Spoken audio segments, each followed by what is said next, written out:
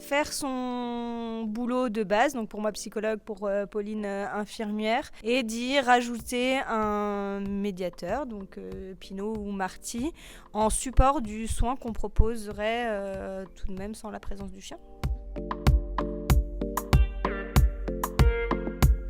Moi je me suis dit, mon chien il me fait du bien. Pourquoi il ferait pas du bien aux autres, donc c'est un peu de là qu'est parti le projet, puis des lectures de mon côté, je crois que du tien aussi. Voilà, le chien, ça te fait du bien à toi, donc pourquoi pas, vu qu'on est soignant et qu'on s'occupe de gens qui sont très en souffrance, pourquoi pas tester. Et du coup, dès qu'on se met à expérimenter, c'est assez fabuleux. Alors c'est pas magique non plus, on a tous eu des échecs, hein. Mais en tous les cas, plus on pratique, plus on aime pratiquer, je pense. Oui. Ouais.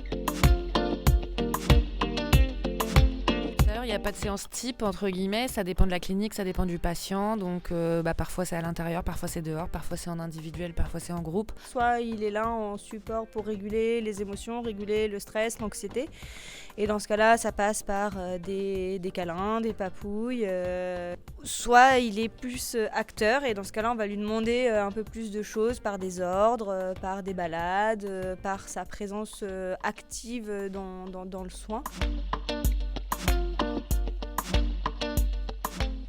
Je dirais dans la régulation émotionnelle, régulation du stress, régulation de toutes les émotions, et où on repère beaucoup moins de passages à l'acte impulsifs ou comportementaux inadaptés quand il y a le chien que quand il n'est pas là.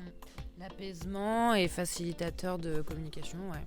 Mais effectivement, il y a aussi le côté tactile. Effectivement, Marty triangule, c'est-à-dire qu'il fait le lien entre le psychiatre, le patient et moi. Et en fait, dès qu'il arrive, on le touche. C'est intéressant parce que du coup, il crée du lien invisible quelque part.